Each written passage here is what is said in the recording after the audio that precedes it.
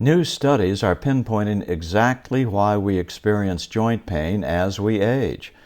These reasons include the decline of collagen, enzyme attacks, and the lack of lubrication from hyaluronic acid. The good news is these same studies also show that you can combat joint pain with the right ingredients. That's why I highly recommend tougherjoints.com. This product has science-backed ingredients your body needs to solve joint pain by restoring, protecting, and lubricating your joints. Get Tougher Joints for 51% off by clicking on this link in the description box below. Good morning. I'm still reporting on energy Armageddon. Sometimes you can just see things coming, especially if you have covered a particular topic a long time.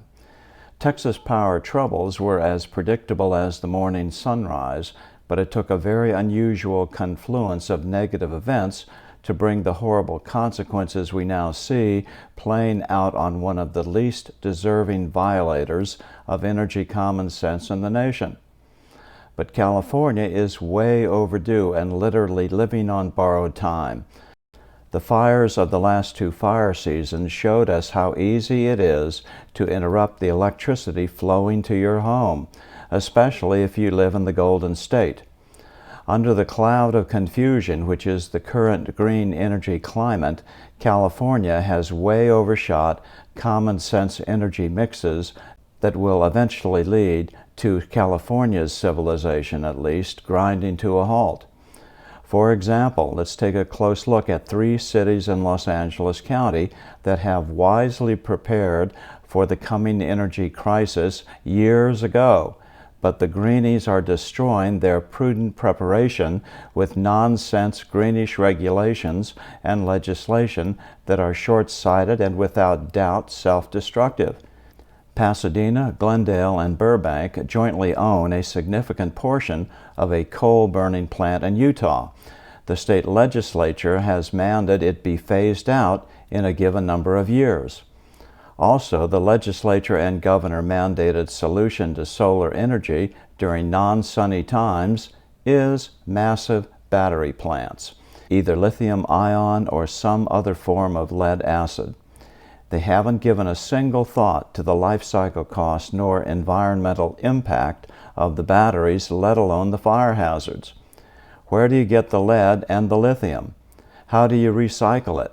Most of those batteries only last 5 to 10 years on the outside, and the longest lasting batteries, when maintained properly, have a life cycle of only 20 years. Many batteries state they are only good for 500 charging cycles. Other options have been proposed for storing the energy for off hours as well, such as potential energy. This involves pumping water up to a reservoir and then letting the water run electricity generating turbines on the way back down when the stored energy is needed. I believe a couple of cities in Southern California are doing that on a small scale, but doing it on a large scale has been blocked again by the environmentalists for a few reasons. Number 1, building a man-made lake or other large water storage facility on the mountains destroys and displaces habitat for wild animals and native species. Number 2, the turbine generators heat the water when the water passes through, killing species that rely on the water or live in or near the water and are used to a certain temperature range. 3, the energy storage process is not very efficient, especially when one factors in the cost and environmental impacts of building such systems. Still, it has been mandated by the state as part of our hyper-expensive green revolution, so it is supposed to happen soon, somehow. And though we have a lot of solar power in the state already, maybe 5% of the total electricity output, most of that is grid connected, meaning it syncs with the incoming power, and the grid provides the voltage regulation and the use for the extra energy produced that is not used on site. Thus, no storage batteries at the locations where it is produced. Since our major energy need is during the mid-afternoon when more buildings want electric cooling, this works fine under most conditions. But if the grid goes down, the homes and other facilities that produce the electricity can't use it either, as there is nothing for the inverters to sync to, and no place for the extra electricity to go. So do you add the additional cost of batteries, transfer switch, and 60-cycle signal generator? And what about the additional maintenance for those batteries? And what about the outgassing of hydrogen from those batteries? And what about fire hazards and the potential for batteries to leak? Besides, if one tries to power the grid from the local solar power with no other sources online, one could not produce enough power. Thus, it would almost be the equivalent of feeding into a short circuit. Thus, you have to have transfer switches to disconnect from the commercial power. Sure, Tesla has some nice standalone systems available for small electric load needs like your refrigerator, but they are still not cheap. They also offer some special roofing tiles that allow their solar panels to be mounted below the roof, thus protected from the elements, and no visual impact. And of course, part of our Green New Deal is stuff that has to look good enough to pass the critiques of any local homeowners association, the petty tyrants that run major subdivisions. But though they say the cost of those roofs is competitive with other roofing materials and methods, it doesn't really seem to be when one actually tries to price it, even for new buildings. What about fuel cells? They pencil out if one buys methane from the local farms or landfills producing methane as a byproduct of their operations, because methane is delivered through the commercial natural gas pipelines. Thus, there's no way to prove one actually bought nor used any waste methane.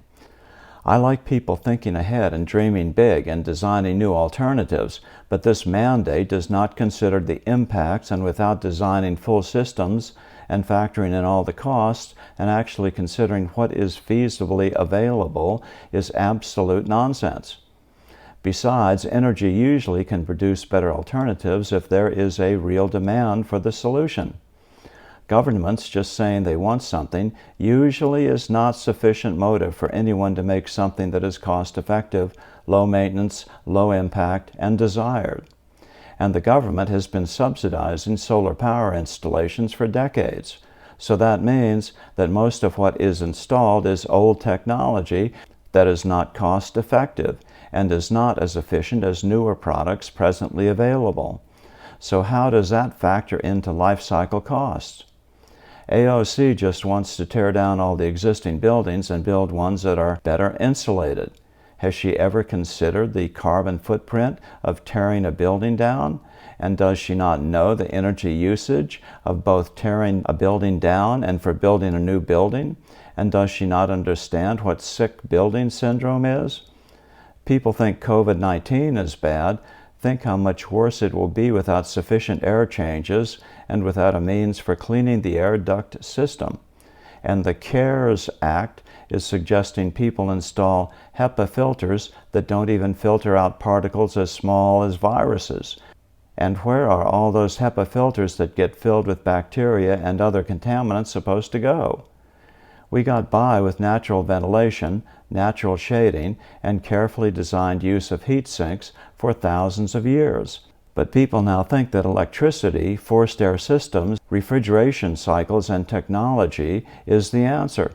Even if the energy was free, it doesn't mean we are being less of an impact to our environment. How about we change the building codes to mandate natural ventilation, natural shading, use of solar heating, and proper use of heat sinks, instead of mandating heating and cooling systems that are expensive, lobbyist-driven, and often not really needed? How about we stop demanding that our indoor environment be 72 degrees plus or minus 5 degrees and 25% humidity plus or minus 5% all the time? Our bodies don't require such micromanaged environments, nor do the excessive machines that we have become dependent upon. The climate change propaganda has never been about being more energy efficient, less of an impact on the environment, nor about sustaining life. It has always only been about putting trillions of dollars in the pockets of billionaires and preventing market competition from smaller and newer companies. Anyone that pushes such nonsense is a science fiction worshiper, naive dreamer, thief, or bureaucrat who cares nothing for the health nor the environment. I'm still reporting from just outside the citadel of world freedom. Good day. Every doctor on TV says that we all need to boost our immune systems. And STEM Enhance does that in a unique way by increasing blood levels of your own adult stem cells, the backbone of your immune system, by over 30% in just 1 hour. Click on the link in the description box below for details.